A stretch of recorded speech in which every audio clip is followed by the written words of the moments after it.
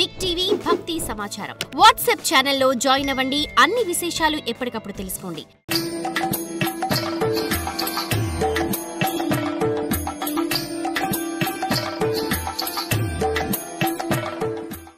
ధర్మజుడికి నువ్వు ఉపదేశించబోయే రహస్యాలను ఆచరించిన వారు ఇహపర సుఖాలను పొందగలరు. ఈ కారణంతోనే నీకు ఈ కర్తవ్యాన్ని విధించాను కనుక సంశయాన్ని విడిచి యుధిష్ఠిరుడికి బోధన చేయన్నాడు. అందుకు భీష్ముడు నమస్కరించి తన అంగీకారాన్ని తెలిపి ఇలా అన్నాడు, నువ్వు చెప్పినట్టే చేస్తాను. ఈ ధర్మరాజు సామాన్యుడు కాడని నాకు తెలుసు. సత్యము, శాంతి, దాంతి అన్నీ ఇతడిలో ఉన్నాయి. ఇతడు కామావేశంతో కానీ, ధనలోభం వల్ల కానీ, భయాందోళన వలన కానీ ధర్మాన్ని అతిక్రమించడు. అందుకే నువ్వు ఇతడికి హితోపదేశం చెయ్యమని చెబుతున్నానని నాకు తెలుసు. నువ్వు చెబుతున్నావు. ఇక ధర్మరాజు నన్ను ఏమైనా ప్రశ్నించవచ్చు. ఆ ప్రశ్నలన్నిటికీ మంచి సమాధానాలు చెప్పి ఇతడి సంశయాలను తొలగిస్తాను అని చెప్పాడు. కృష్ణుడు భీష్ముడి మాటలకు సంతోషించి, ఓ కురుశ్రేష్ఠ, ఈ ధర్మరాజు యుద్ధరంగంలో బంధుమిత్రులందరినీ సంహరించాడని నీకు తెలుసు. అందువల్ల నీ ముందు తలపైకి ఎత్తలేకపోతున్నాడు, చాలా సంకోచిస్తున్నాడు. కరుణలేని వాడినని, క్రూరాత్ముడినని నువ్వు తిడతావేమోనని భయపడుతున్నాడు. కనుక నువ్వు ప్రేమతో ప్రసంగాన్ని ప్రారంభించన్నాడు. అది విని భీష్ముడు నవ్వుతూ ఇలా అన్నాడు, ముకుంద, బ్రాహ్మణులకు అధ్యయనం, అధ్యాపనం, దానం, ప్రతిగ్రహం మొదలైనవి ధర్మాలు. అదేవిధంగా క్షత్రియులకు యుద్ధంలో శత్రువులైన బంధుమిత్రుల సంహారం కూడా ధర్మమే. అంతేకాదు, ధర్మ మార్గాన్ని విడిచిపెట్టిన ఎవరైనా యుద్ధంలో సంహరించవచ్చు. అలా చేయటం వల్ల పుణ్యమే వస్తుంది కానీ పాపం రాదు. మరి ఈ విషయంలో ధర్మరాజుకు సందేహం ఎందుకు అన్నాడు. ఈ మాటలతో ధర్మరాజు కొద్దిగా ధైర్యం వచ్చింది. భీష్ముడికి సాష్టాంగ వందనం చేశాడు. భీష్ముడు ప్రేమగా పలకరించి దగ్గరగా కూర్చోమన్నాడు. ధర్మరాజు కృష్ణుడికి, అక్కడ చేరిన మహర్షులకు నమస్కరించి రాజధర్మాలను తెలుపవలసిందిగా భీష్ముడిని ప్రార్థించాడు. అప్పుడు భీష్ముడు మొదటిగా కృష్ణుని స్తుతించాడు. విష్ణవే నమో నమో సహిష్ణవే నమో నమో, విష్ణవే నమో నమో సహిష్ణవే నమో నమో, విష్ణవే నమో నమో సహిష్ణవే నమో నమో, విష్ణవే నమో నమో సహిష్ణవే నమో నమో, శంకినే చ చక్రిణే కిరీటినే నమో నమో, శంఖినే చ చక్రిణే కిరీటినే చ నమో నమో, శంకినే చ చక్రిణే కిరీటినే చ నమో నమో, శంఖినే చ చక్రిణే కిరీటినే చ నమో నమో, విష్ణవే నమో నమో సహిష్ణవే నమో నమో, శంఖినే చ చక్రిణే కిరీటినే చ నమో నమో.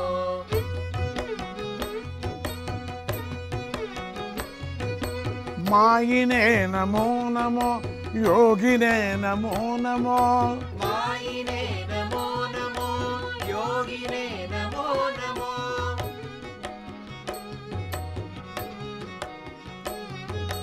తంత్రిణే చ మంత్రిణే విరక్తినే చ నమో నమో, తంత్రిణే చ మంత్రిణే విరక్తినే చ నమో నమో, విష్ణవే నమో నమో సహిష్ణవే నమో నమో, శంఖినే చ చక్రిణే కిరీటినే చ నమో నమో, విష్ణవే నమో నమో సహిష్ణవే నమో నమో, శంఖినే చ చక్రిణే కిరీటినే చ నమో నమో.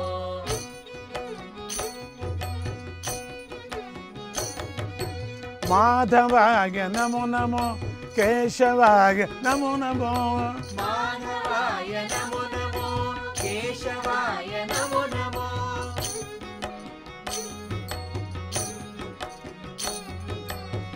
విక్రమాయ వామనాయ శ్రీధరాయ నమో నమో విక్రమాయ వామనాయ శ్రీధరాయ నమో నమో విష్ణవే నమో నమో సహిష్ణవే నమో నమో శంకినే చ చక్రిణే కిరీటినే చ నమో నమో విష్ణవే నమో నమో సహిష్ణవే నమో నమో శంకినే చ చక్రిణే కిరీటినే చ నమో నమో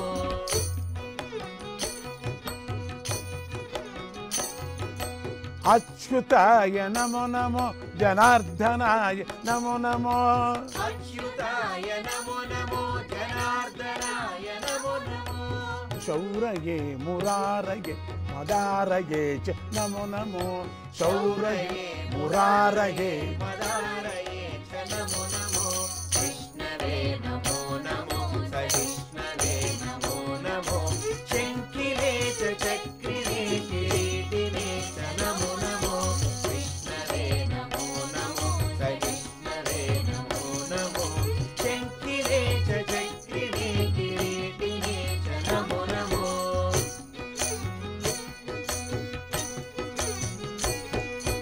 నందనందనాయ కృష్ణ నామకాయ నమో నమో నందనందనాయ కృష్ణ నామకాయ నమో నమో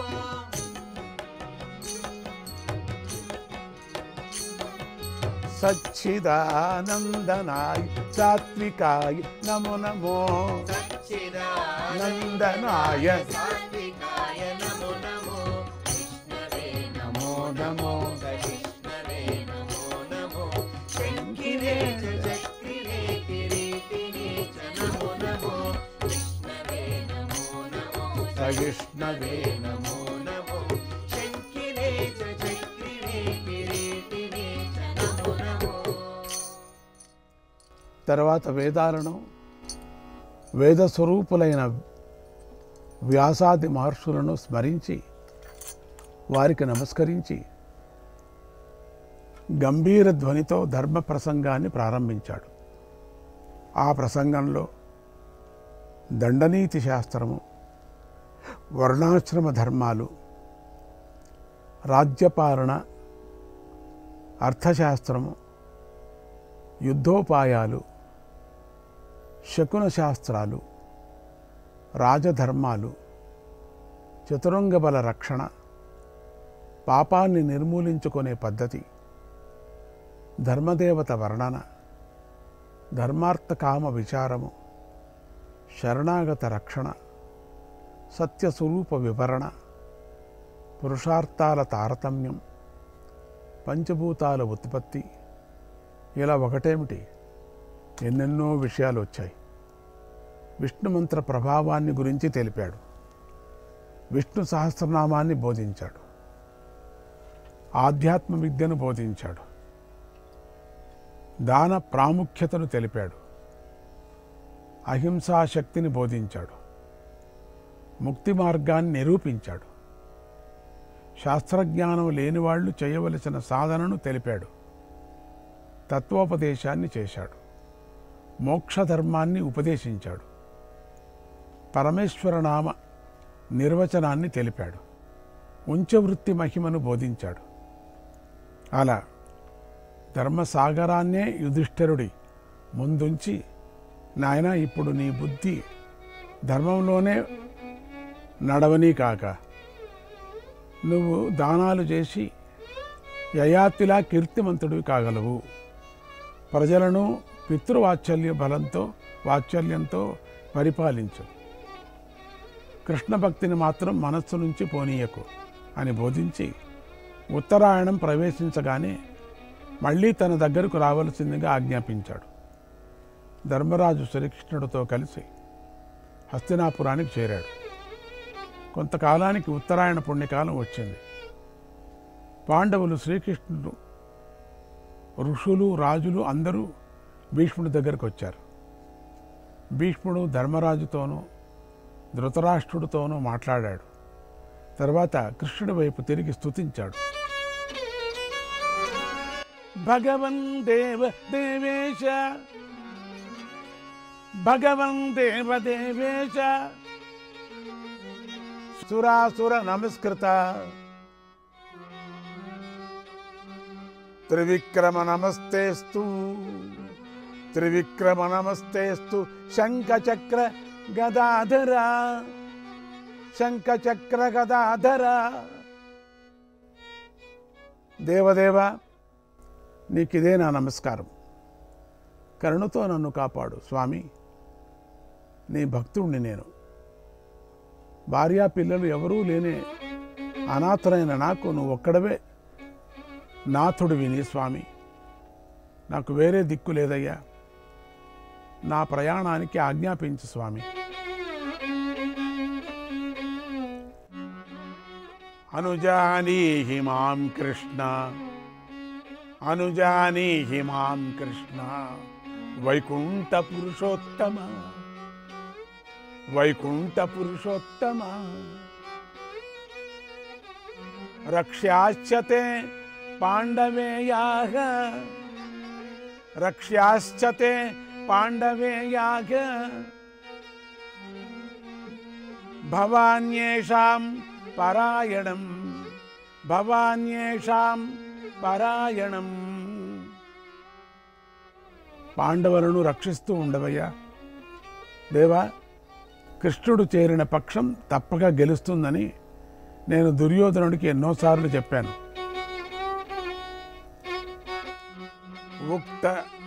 ఉక్తవానస్మి దుర్బుద్ధిం ఉక్తవానస్మి దుర్బుద్ధిం మందం దుర్యోధనం పురా మందం దుర్యోధనం పురా. యతః కృష్ణో తతో ధర్మక యతో ధర్మస్తతో జయక యతో ధర్మస్తతో జయక యతో ధర్మస్తతో జయక. భగవన్ దేవ దేవేశ భగవన్ దేవ దేవేశ సురాసుర నమస్కృత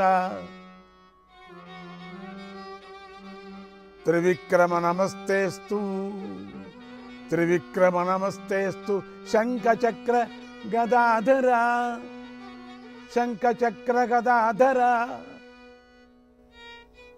దేవదేవ నీకిదే నా నమస్కారం. కరుణతో నన్ను కాపాడు స్వామి. నీ భక్తుణ్ణి నేను. భార్యా పిల్లలు ఎవరూ లేనే అనాథరైన నాకు నువ్వు ఒక్కడవే నాథుడివి నీ స్వామి. నాకు వేరే దిక్కు లేదయ్యా. నా ప్రయాణానికి ఆజ్ఞాపించు స్వామి. అనుజానీహి మాం కృష్ణ అనుజానీహి మాం కృష్ణ వైకుంఠ పురుషోత్తమ వైకుంఠ పురుషోత్తమ. రక్ష్యాశ్చతే పాండవేయాః రక్ష్యాశ్చతే పాండవేయాః భవాన్యేషాం పరాయణం భవాన్యేషాం పరాయణం. పాండవులను రక్షిస్తూ ఉండవయ్యా. దేవా, కృష్ణుడు చేరిన పక్షం తప్పక గెలుస్తుందని నేను దుర్యోధనుడికి ఎన్నోసార్లు చెప్పాను.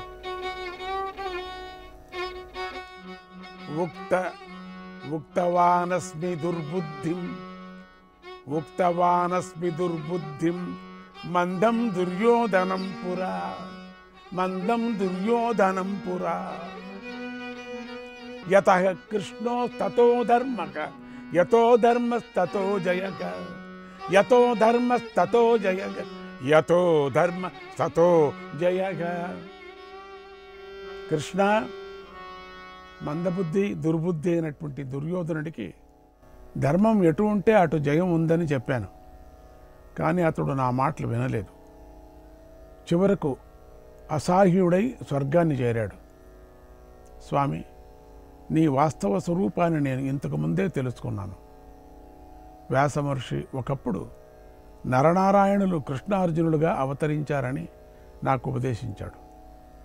నువ్వు శ్రీమన్నారాయణుడివే స్వామి. నీకిదే నా నమస్కారం. లేచి నుంచొని సాష్టాంగ వందనం కూడా చేయలేని నిశ్శక్తుణ్ణి.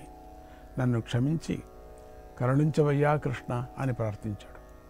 అప్పుడు కృష్ణుడు తడిసిన అటువంటి కళ్ళతో భీష్ముడిని చూస్తూ ఇలా అన్నాడు, ఓ పుణ్యపురుష, నువ్వు పరమ పవిత్రమూర్తివి. నీవు ఆవగించంతైనా పాపం అంటలేదు. నీ పితృభక్తి చాలా గొప్పది. అందుకే మృత్యువు సేవకుడిలా చేతులు జోడించి నీ దగ్గర నుంచున్నాడు. ఇక నేను నీకు అనుజ్ఞ ప్రసాదిస్తున్నాను. తిరిగి వసూలులో ప్రవేశించు అని అనుగ్రహించాడు.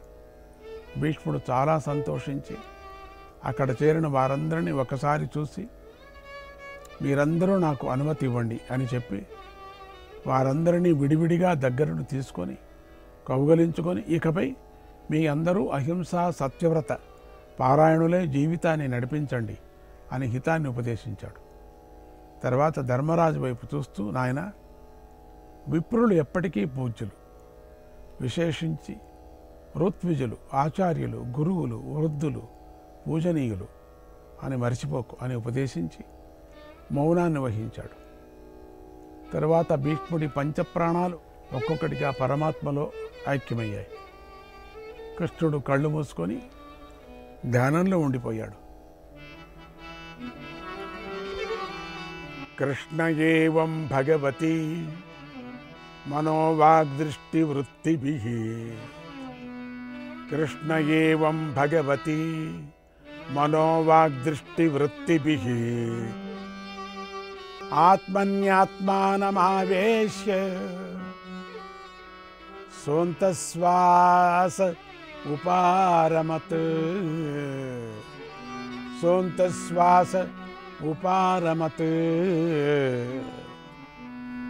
శ్రీకృష్ణుని స్తుతించి ఆత్మరూపుడైన ఆయనలో మనోవాక్కులకు దృష్టిని స్థిరంగా ఉంచి భీష్మ పితామహుడు పరమపదానికి చేరాడు.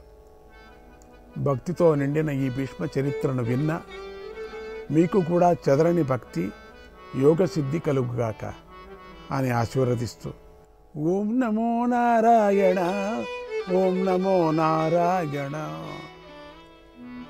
శ్యామ సుందర మదన గోప రాధ గోవింద, శంఖ చక్ర పీతాంబర్ రాధ గోవింద. శ్యామ సుందర మదన గోప రాధా గోవింద, శంఖ చక్ర పీతాంబర రాధా గోవింద. శ్యామ సుందర మదన గోప రాధా గోవింద, శంఖ చక్ర పీతాంబర రాధా గోవింద.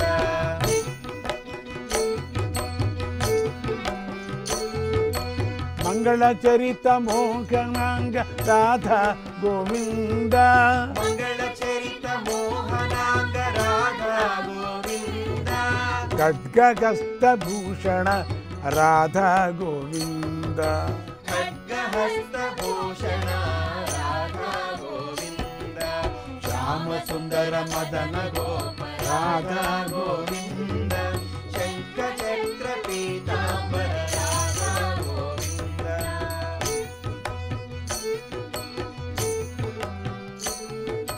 సుందరాంగ సౌమ్యవదన రాధా గోవింద, సుందరాంగ సౌమ్యవదన రాధా గోవింద. చరణ కమల కోమల రాధా గోవింద, చరణ కమల కోమల. రాధా గోవింద. శ్యామ సుందర మదన గోప రాధా గోవింద, శంఖ చక్ర పీతాంబర రాధా గోవింద.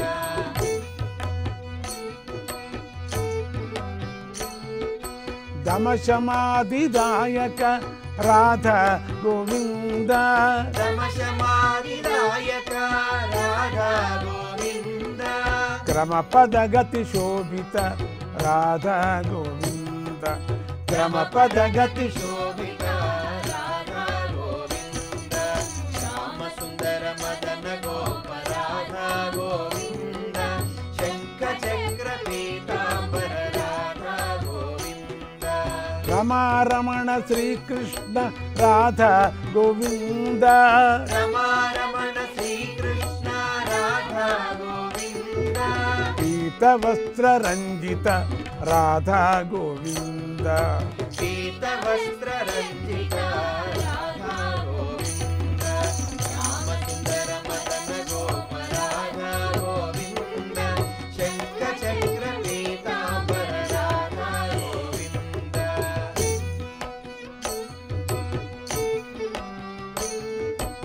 మలహారి మనోహర రాధ గోవింద మలహారి మనోహర రాధా గోవింద మలహారి మనోహర రాధ గోవింద మలహారి మనోహర రాధా గోవింద తాంబూల పూరిత ముఖ రాధ గోవింద తాంబూల పూరిత ముఖ రాధా గోవింద శ్యామ సుందర మదన గోప రాధా గోవింద శంఖ చక్ర పీతాంబర రాధా గోవింద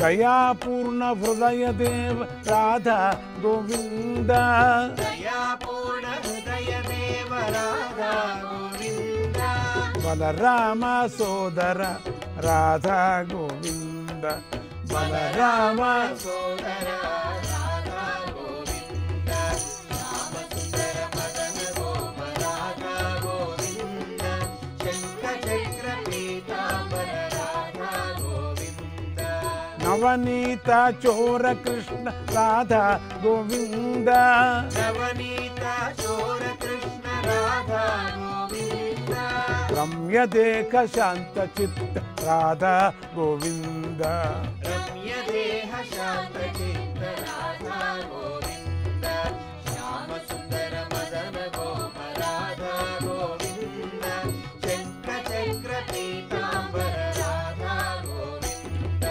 గోరక్షక గోవర్ధన్ రాధ గోవింద గోరక్షక గోవర్ధన రాధా గోవింద రాక్షస విధ్వంసక రాధ గోవింద రాక్షస విధ్వంసక రాధా గోవింద శ్యామ సుందర మదన గోప రాధా గోవింద శంఖ చక్ర పీతాంబర రాధా గోవింద పరమ పురుష సచిదానంద రాధ గోవింద పరమ పురుష సచ్చిదానంద రాధా గోవింద ధార్మిక జన జయకర రాధ గోవింద ధార్మిక జన జయకర రాధా గోవింద శ్యామ సుందర మదన గోప రాధా గోవింద శంఖ చక్ర పీతాంబర రాధా గోవింద శ్యామ సుందర మదన గోప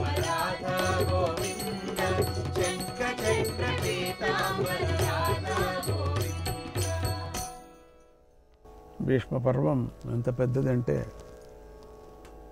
మహాభారతంలో పూర్తి అన్ని ధర్మాలు భీష్ముడి నోటి నుంచి చెప్పించాడు కృష్ణుడు. ఇక మనం దాల్వ్య మహర్షి ఆ కథను మనం చెప్పుకుందాం.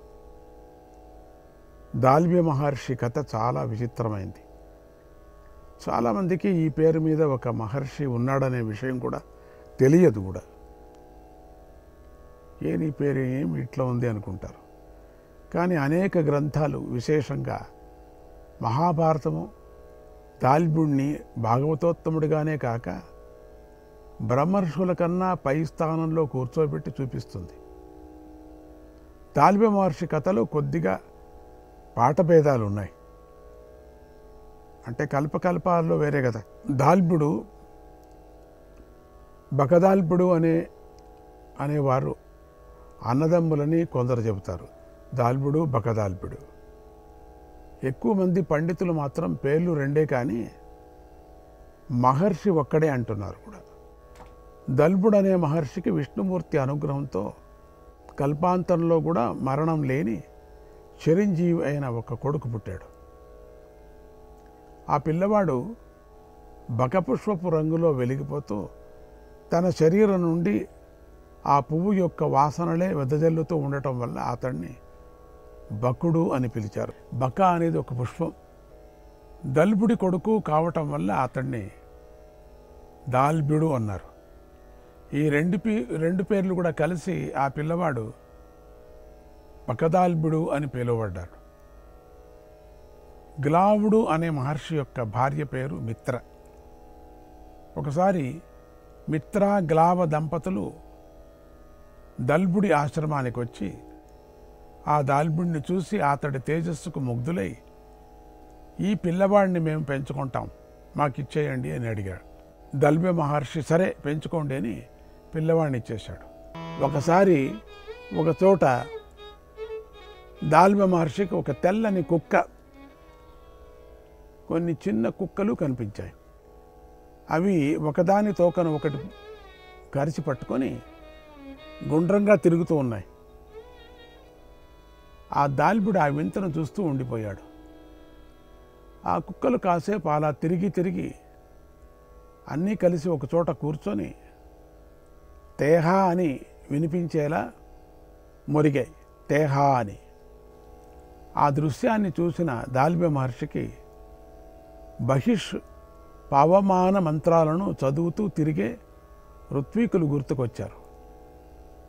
పవమాన మంత్రాలు తిరిగేటువంటి ఋత్వీకులు గుర్తుకొచ్చారు. అప్పుడు ఆయన యజ్ఞంలో ఆ ఋత్వీకులు చేయవలసిన విధులను లోకానికి తెలిపాడు.